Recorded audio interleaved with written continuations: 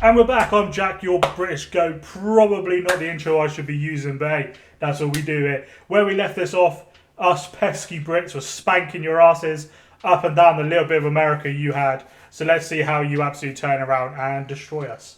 Let's go. By brilliant. Math and science done right. Keep watching.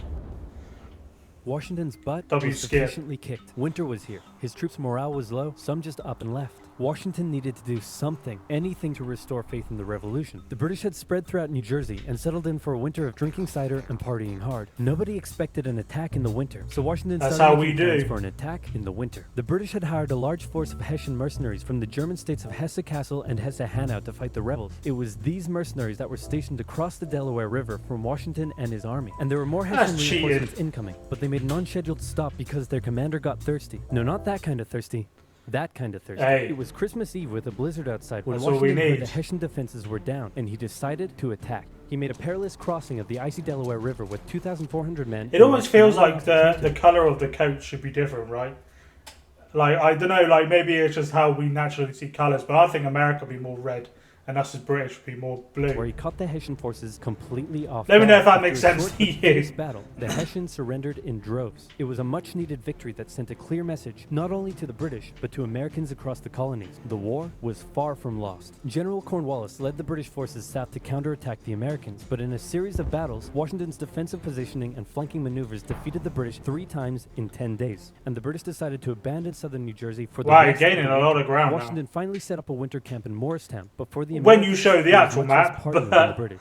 Elsewhere, the British had taken Newport, Rhode Island, because it was a good naval base. In the south, they failed to take Charleston, South Carolina. But I've got to say, that's something that, especially seeing the last one, it's impressed me that American forces didn't have a lot of space. They were completely flanked on either side. But, actually now I'm saying that out loud, the British kind of soldiers wouldn't be able to get really behind them because you kind of almost have to go through this area unless you kind of landed towards where Florida was, but don't Spain have control of that at this point? The British Loyalists, unsupported and vulnerable to more harassment. Yeah, okay, well that literally explains that they are. Congress sent Benjamin Franklin to France on a mission to convince them to join the war. And while the French generally loved any opportunity to hoodwink the Brits, they didn't want to join unless it was a sure win. So for now, Franklin spent his days chilling out and chasing tail. The British Parliament couldn't believe the war wasn't over yet, and the pressure was on to end it. So the British came up with a plan. General Burgoyne in Montreal and General William Howe in New York would advance through the Hudson Valley if that's what he was splitting doing. the colonies in two, They're at and war. thus screwing over the American communication lines. Burgoyne began his movement south, and after taking Fort Ticonderoga quite easily, he then came across heavy American resistance. So he sent Howard Dingle-Dongle asking if he'd be showing up anytime soon. Meanwhile, Howard completely abandoned the plan and gone for all-out personal glory by capturing the American capital, Philadelphia. He defeated Washington and his army at Brandywine Creek by using the hit him with a decoy and flank him from behind tactic. And Philadelphia was now in British hands, forcing Congress to escape to York. But Burgoyne was left on his own to face the ever-increasing American force in Saratoga. Philadelphia. American General Horatio Gates teamed up with our old friend Benedict Arnold to deal one final blow to Burgoyne's army. Arnold wanted to take the fight to the British, but Gates wanted to wait for the British to come to them. After a heated debate, Gates, the senior officer, told Arnold to go to his room. But Arnold defied his orders, and at the Battle of Bemis Heights, he charged at the British and obliterated them. Great job, Horatio. By the way, what happened to that other guy who was in Saratoga? Who? Benedict Arnold. Never heard of him. Ouch. See, if I was Benedict, I would be like, you know what? Fuck that shit. I'm going to become. Didn't I? You're fired. Both Burgoyne and Howe returned. I'm going to change sides. If you ain't respecting me, I'm coming for you. War. And the war was about to take a nasty turn because with the victory at Saratoga, the French were finally ready to join the Americans. All right, Benny, we're in. Hey, isn't this kind of funny? You know, because you're a republic trying to overthrow an absolute monarchy, and I'm an absolute monarchy helping you. Foreshadowing. Like, could you imagine if your revolution inspired my people to revolt against me, and then they imprisoned me and all my family, and they chopped all of our heads off? Could you imagine?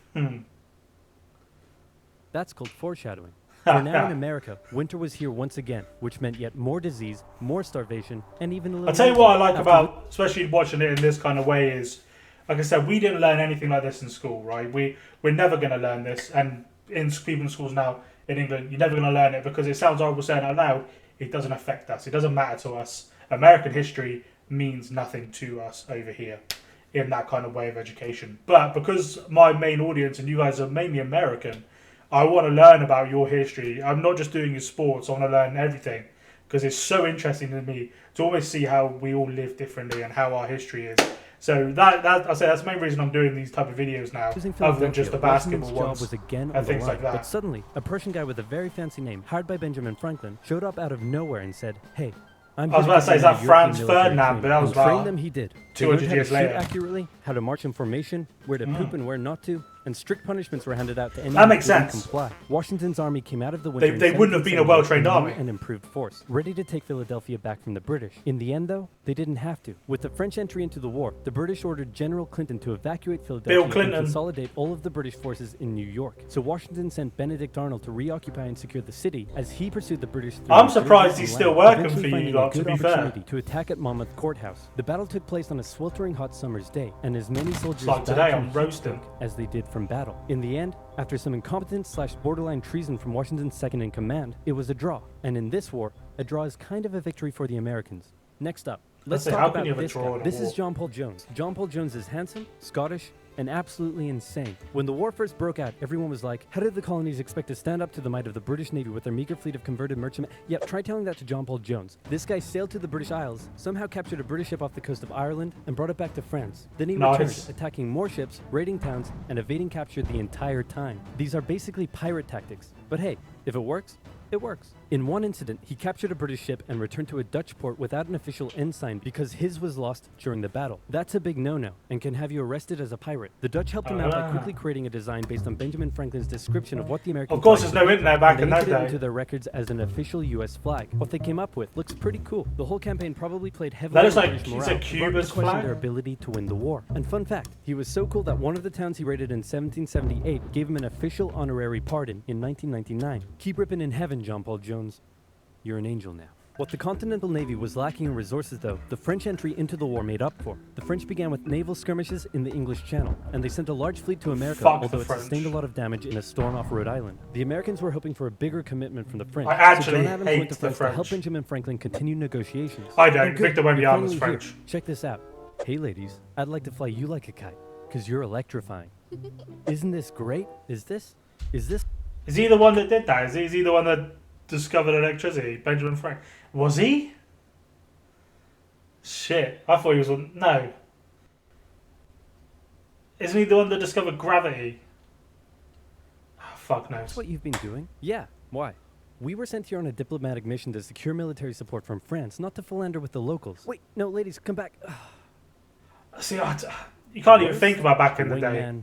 Ever. Because you know that's But the Americans would get some more help. The Dutch provided aid, although they never formed an official alliance. More significantly, though, the Spanish, who had already been providing aid, officially joined the war in June 1779. They would provide support in the Midwest and the Gulf Coast, campaigns that heavily impacted the Native American tribes in those areas. Both sides actually enlisted the help of Native American tribes throughout the war, sometimes even pitting those tribes against each other.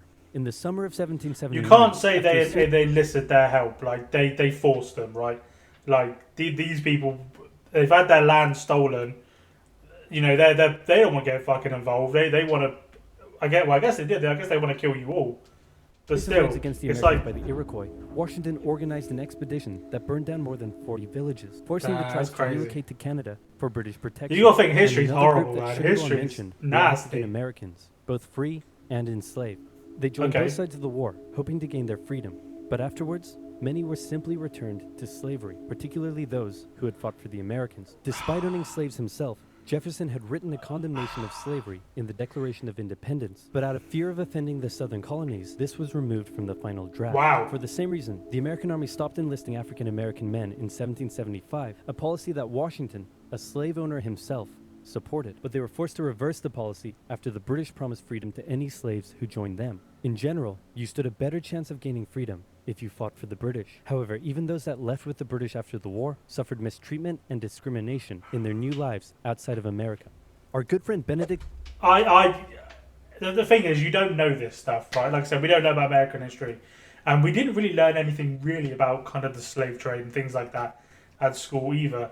And I feel like, especially now, they're trying to bury these things more. But like history, you've got to learn about this.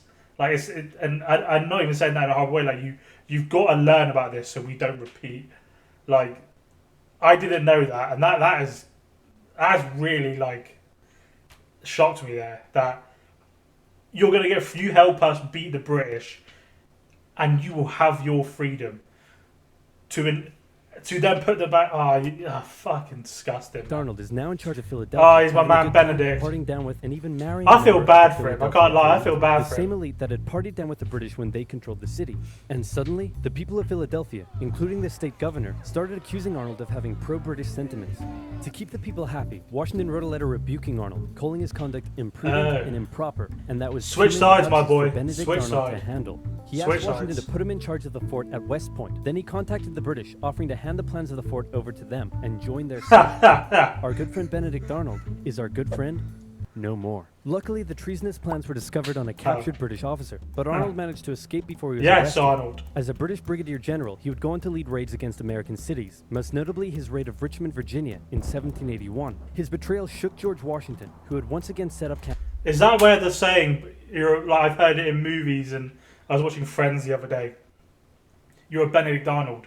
Is that what that's come from, or have I just completely made that up?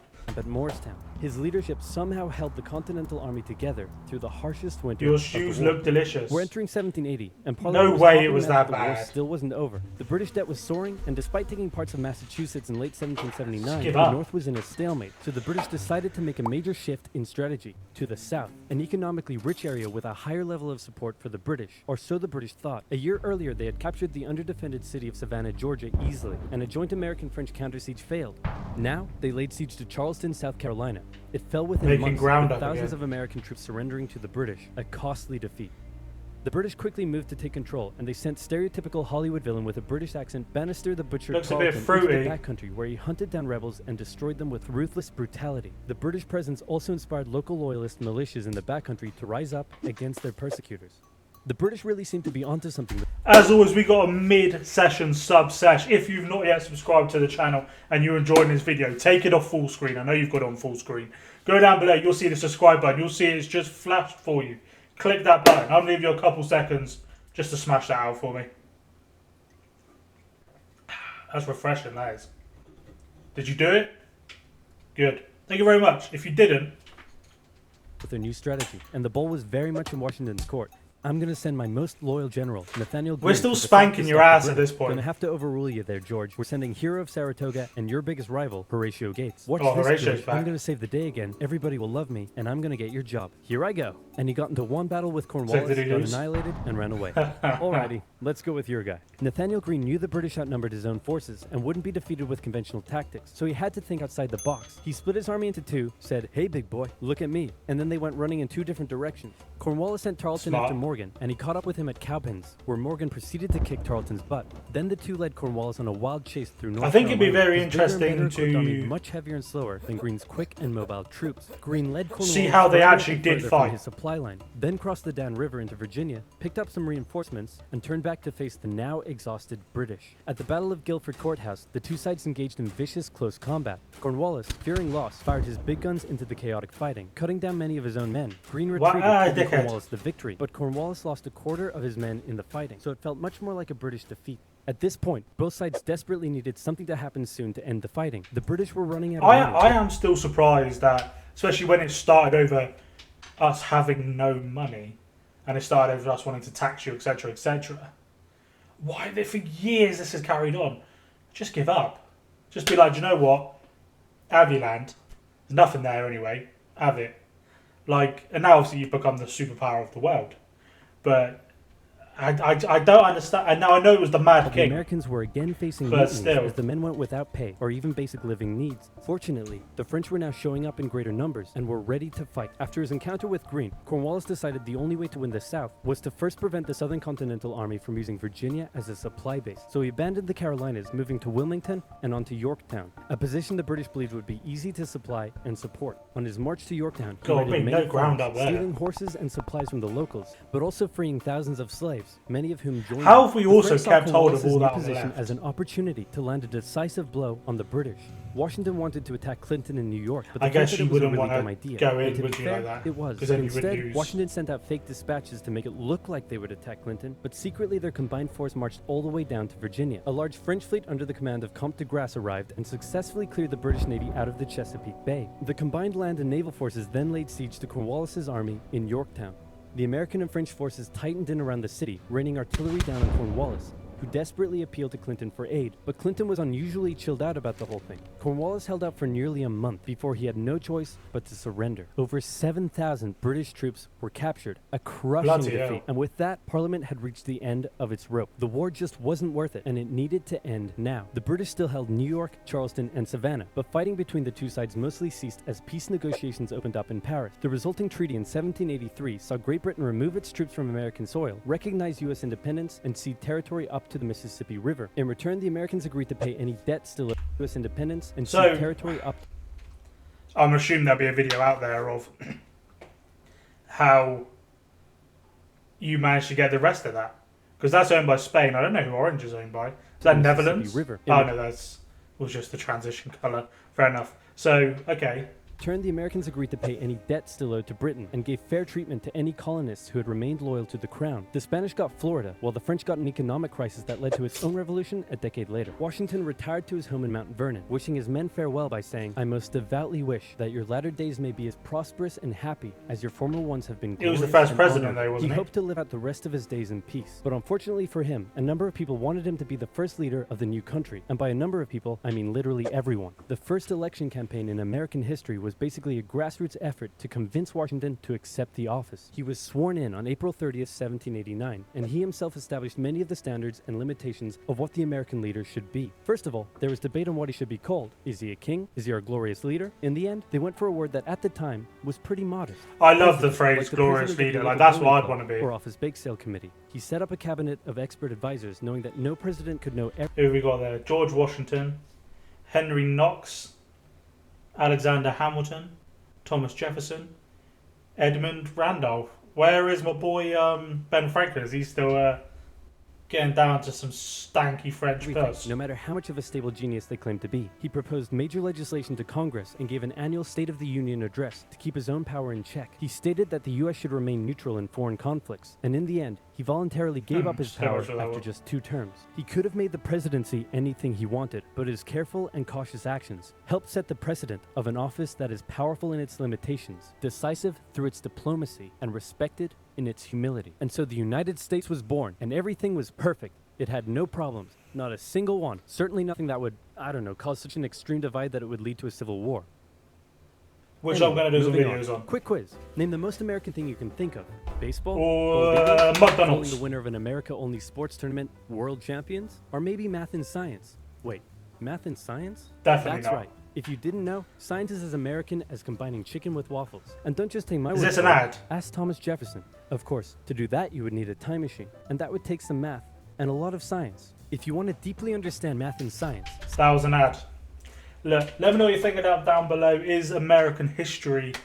What else should I learn? Do you like these type of videos? Like I said, I'm happy just to keep doing the sport ones, but I've seen quite a few videos have been asking me to recommend to foods from America and cities and things like that. So I'm happy to do that. Just let me know what you see down below. And of course, way down, hit the like button, hit the subscribe button. Hope you have a great day. Well, peace.